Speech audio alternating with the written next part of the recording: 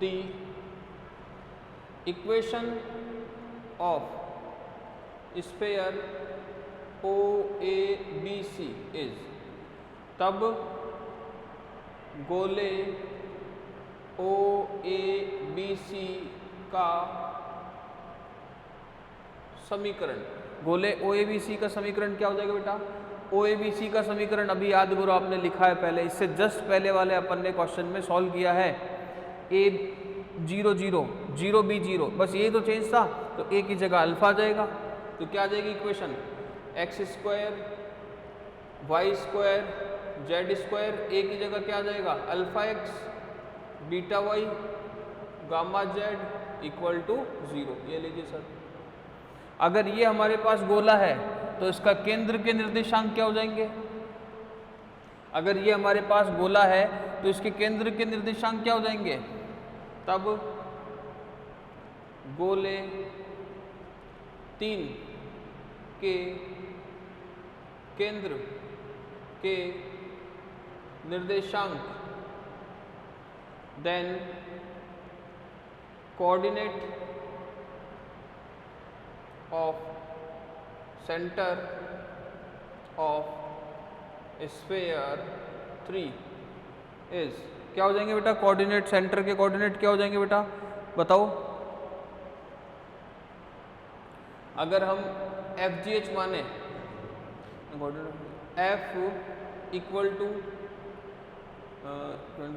केंद्र, केंद्र के आगे लिख दो FGH के निर्देशांक, ये लो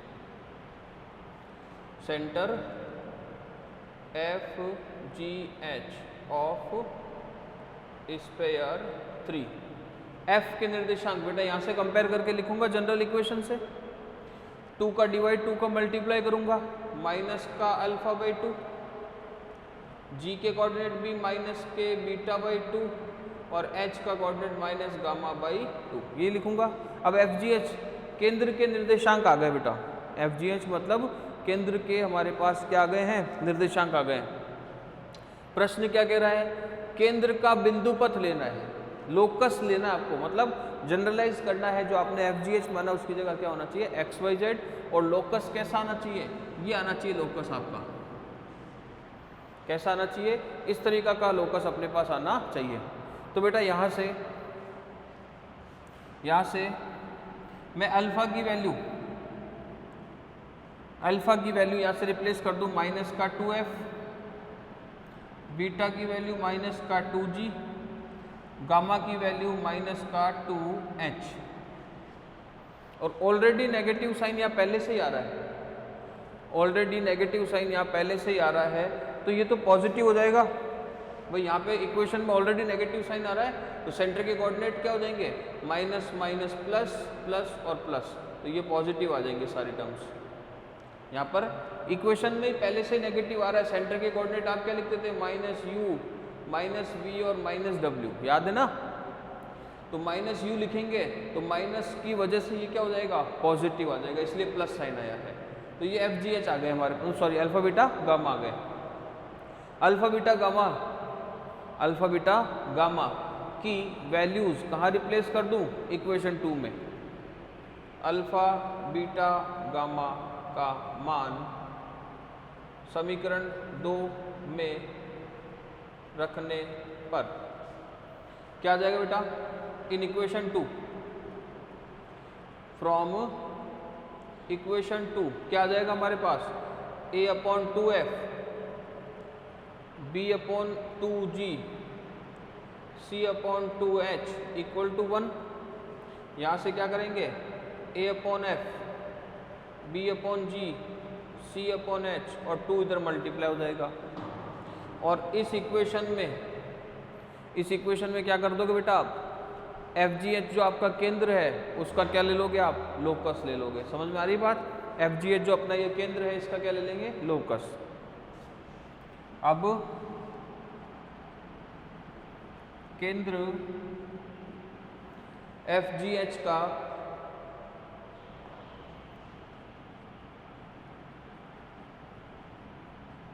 बिंदु पथ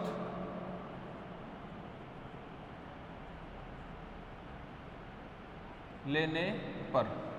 अब केंद्र FGH का क्या ले लिया अपन ने, बिंदु पथ। देखो वापस समझो, देखो इस बात को, ये बेटा अपने पास x, ये y, ये z, ये O, ये बनाया था अपन ने प्लेन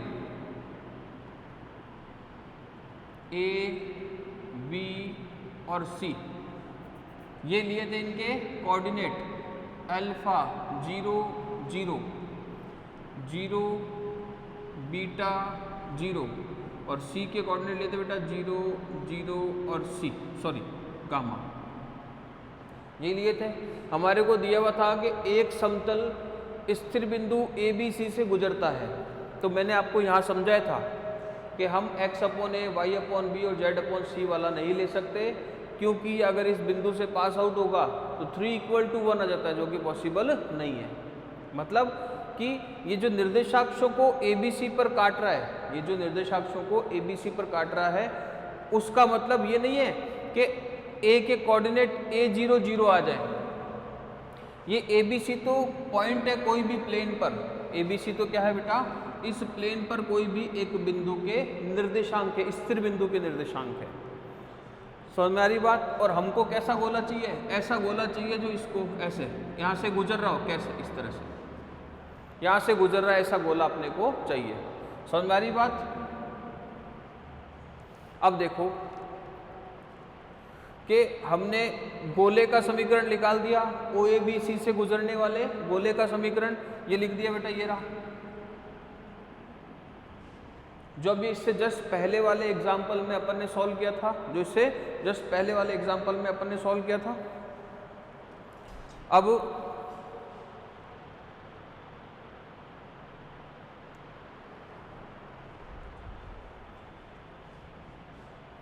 OABC से गुजरने वाले गोले का समीकरण अपन ने लिखा, तो वो इक्वेशन क्या जाएगी, x² + y² + z² माइनस में, अरे पूरा सॉल्व किया था ना अभी पहले वाले एग्जाम्पल में, माइनस में ax था बेटा, a जब था, जब यहाँ पर a था तो -αx माइनस बीटा y और माइनस में गामा z प्लस लिख दे, देखो माइनस में गामा z, ये लिखा था।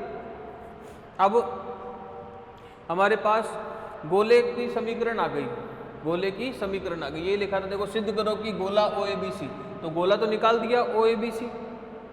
अब इसका केंद्र की बात कर रहा है, तो ये गोले की समीकरण आ गई। इसका केंद्र जैसे इक्वेशन हमारे पास अगर वो जनरल इक्वेशन लिखी होती तो क्या लिखते थे, -u -v और -w। तो यहाँ पर ऑलरेडी नेगेटिव साइन आ रहा है, जब उसमें प्लस होता था तब माइनस आता था, तो यहाँ ऑलरेडी नेगेटिव है। तो केंद्र के निर्देशांक अगर FGH है, माने हुए हैं FGH हैं, तो F की वैल्यू क्या हो गई, पॉजिटिव α/2, G की वैल्यू क्या हो गई, पॉजिटिव β/2 और H की वैल्यू क्या हो गई, पॉजिटिव γ/2। वहाँ से हमने क्या किया बेटा, अल्फा बीटा गामा की वैल्यू निकाल दी, ये यहाँ तक कर दिया काम। और एक पहले अपने को ये दिया हुआ था कि एक समतल है जो ABC पर काटता है, तो इंटरसेप्ट फॉर्म में लिख दिया समतल का समीकरण। ये हमने खुद ने माने, ये निर्देशांक अल्फा बीटा गामा ये हमने खुद ने माने हैं बेटा। आप इसकी जगह A1 0 0, इसकी जगह 0 B1 0, इसकी जगह 0 0 और C1 भी लिख सकते हो, लेकिन वो इसलिए नहीं लिखे हैं कि आप यहाँ से और यहाँ से कंफ्यूज हो जाओगे, इसलिए नहीं लिखे हैं। ठीक है सर। तो ये समतल मिल गया अपने को और ये इस पॉइंट से गुजर रहा है ABC से, तो ये इक्वेशन को सेटिस्फाइड करेगा और ये करा दी सर इक्वेशन सेटिस्फाइड। तो अब मेरे पास अल्फा बीटा गामा में दो रिलेशन आ गए, मेरे पास अल्फा बीटा गामा में दो रिलेशन आ गए। तो मैंने क्या किया बेटा, अल्फा बीटा और गामा की वैल्यू का मान यहाँ से जो आया 2f 2g और 2h, उसको यहाँ से निकाल के मैंने कहाँ रख दिया, इस इक्वेशन में रख दिया। इससे मेरे पास आया a/2f plus b/2g plus c/2h equal to 1।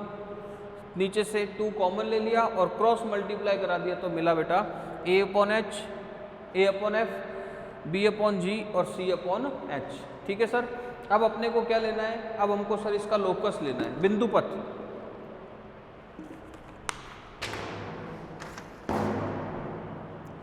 अब अपने को इसका क्या लेना है, बिंदु पथ। तो बिंदु पथ देखो,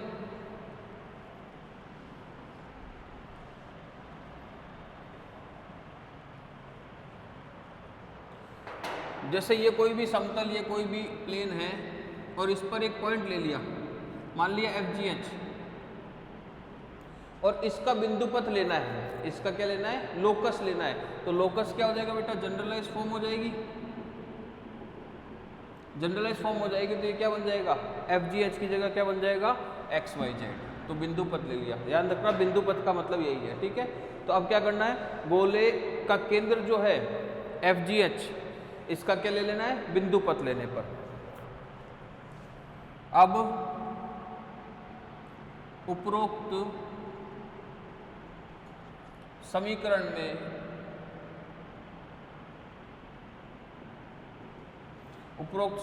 में इसमें बेटा गोले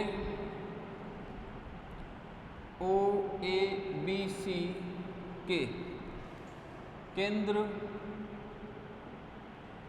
FGH का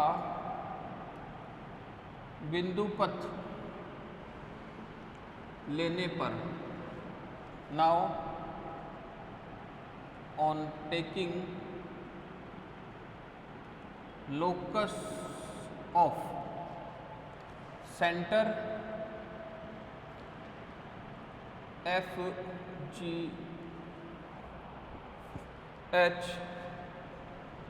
of the sphere OABC in above equation we get, क्या मिल जाएगा बेटा अपने को, ये इक्वेशन जो है इसमें FGH का क्या ले लेना है, लोकस। FGH का लोकस का मतलब है FGH की जगह जनरलाइज वैल्यू मतलब XYZ रख देना। क्या आ जाएगा देखो, A/X, B/Y, C/Z equal to 2। और देखो आपको सिद्ध जो करना था वो भी यही करना था, जो कि अभिष्ट परिणाम है, which is required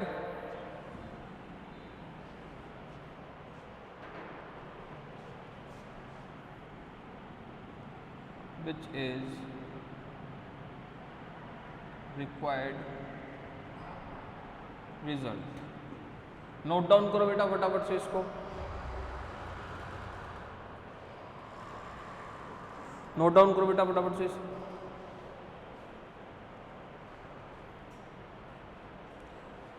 आगे देखते हैं अब,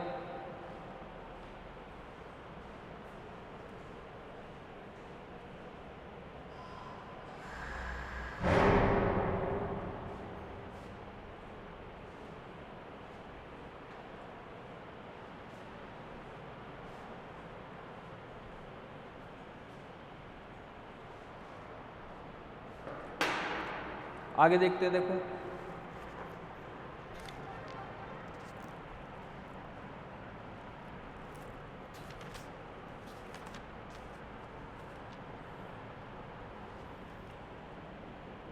एक्सरसाइज का क्वेश्चन करते हैं बेटा अपन। एक्सरसाइज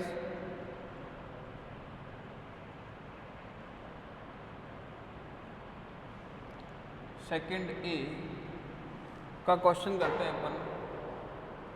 सेकंड, इसका फर्स्ट पार्ट, एक गोले का समीकरण ज्ञात कीजिए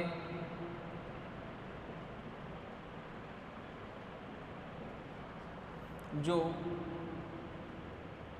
बिंदुओं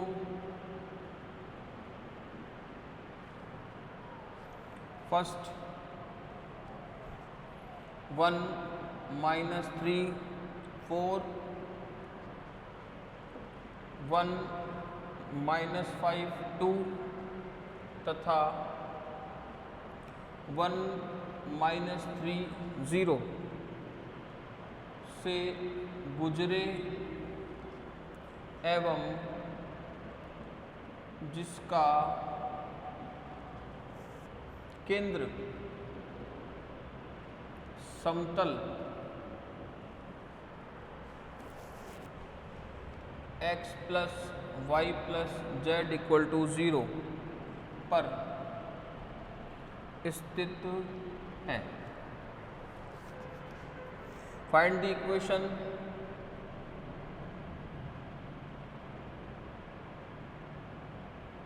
of the sphere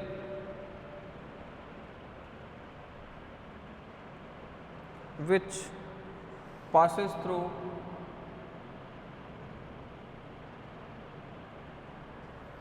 the points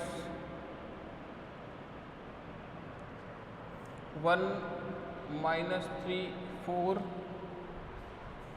1 minus 5 2 and 1 minus 3 0 and whose center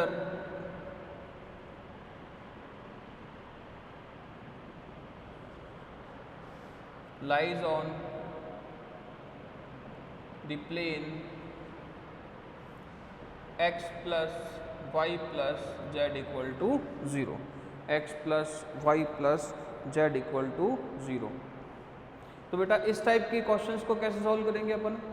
इसमें दिया हुआ है गोले का समीकरण ज्ञात कीजिए। क्या करना है? Find the equation of the sphere. तो find the equation of the sphere बेटा मैंने आपको समझाया था कि जब भी हमको गोले का समीकरण लिखना हो जब भी हमको गोले की समीकरण ज्ञात करनी हो तो 4 unknown term u v w d के मान अपने को चाहिए होते हैं। अगर हमें u v w d के मान अगर मिल जाए किसी भी तरह से, किसी भी कंडीशन जो दी हुई है उससे अगर अपन u v w d के मान अगर निकाल लेते हैं तो हमारे पास क्या होगा? इक्वेशन ऑफ स्फीयर हम आसानी से लिख सकते हैं। तो मान लेते हैं अपन कि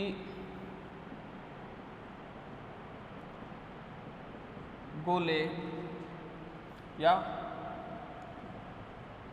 अभिष्ट गोले का समीकरण let the required equation of sphere is x square z square 2ux 2vy d equal to 0।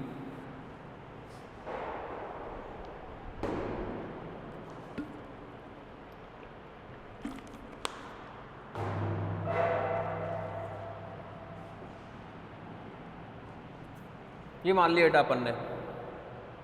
अभी दिया हुआ है कि 3 पॉइंट से पास आउट होता है। प्रश्नानुसार उपरोक्त गोला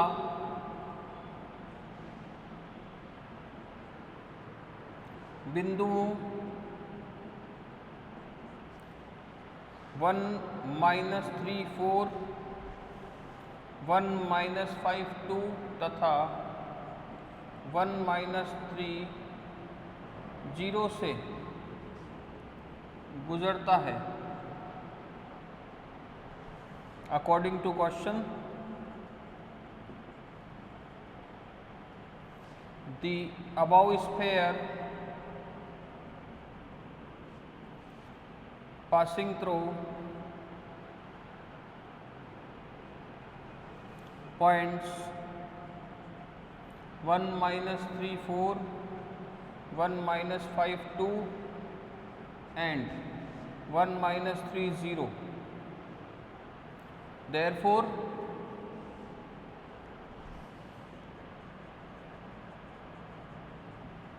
ये तीनों पॉइंट इसको सेटिस्फाइड करेंगे बेटा।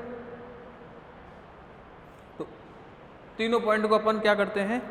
सेटिस्फाइड करवा देते हैं। करवा दो सेटिस्फाइड। क्या आ जाएगा हमारे पास?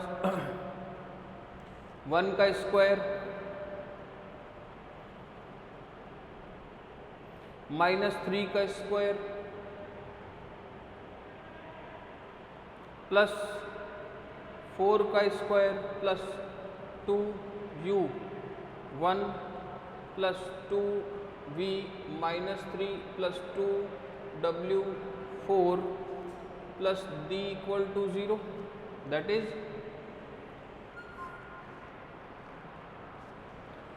1 का square 1 9 16 plus 2u minus 6v plus 8w plus d equal to 0, या इसको लिख सकते हैं अपन बेटा 10 26 2u 6v 8w d equal to 26 with negative sign, या ऐसे लिख लो प्लस 26 इक्वल टू 0, ये इक्वेशन 1 हो गई। एंड दूसरा पॉइंट सेटिस्फाइड करता है, दूसरा पॉइंट सेटिस्फाइड करा दिया तो 1 का स्क्वायर प्लस -5 का स्क्वायर 2 का square 2ux 2vy 2wz plus d equal to 0, यहाँ से हो जाएगा 1 plus 25 plus 4 plus 2u minus 10v plus 4w plus d equal to 0, या हम कह सकते हैं 2u 10v 4w plus d plus 30 equal to 0। And तीसरा पॉइंट ये रख देंगे बेटा 1 का स्क्वायर प्लस -3 का स्क्वायर 0 का square 2u1 2v minus 3 2w0 d equal to 0, यहाँ से आ जाएगा 2u 6v 0w plus d plus 10 equal to 0, ये फोर्थ इक्वेशन। फटाफट से एक बार नोट डाउन करो, फटाफट से एक बार नोट डाउन करो बेटा, फिर इससे आगे का चलते हैं।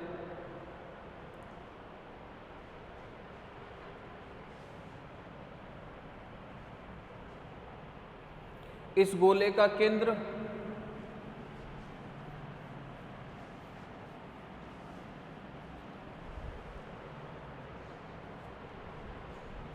तथा प्रश्नानुसार गोले 1 का केंद्र -u -v -w समतल x plus y plus z बराबर 0 पर स्थित है। And according to question the centre of sphere lies on plane x plus y plus z बराबर 0, so u plus v plus w equal to 0, equation 5। तो बेटा अब अपने पास देखो UVWD में 3 और एक UVW में इक्वेशन आ गई, तो हमारे पास 4 अननोन है, 4 ही इक्वेशन है। इन चारों का सॉल्व करके, इन चारों को सॉल्व करके आप किसकी U, V, W और D इनकी वैल्यूज़ निकाल लोगे। UVWD की वैल्यूज़ निकाल के आप कहाँ रख दोगे, इक्वेशन 1 में रिप्लेस कर दोगे। इक्वेशन 1 में रिप्लेस करते आपको क्या मिल जाएगा, रिक्वायर्ड स्फीयर की इक्वेशन मिल जाएगी। That's it.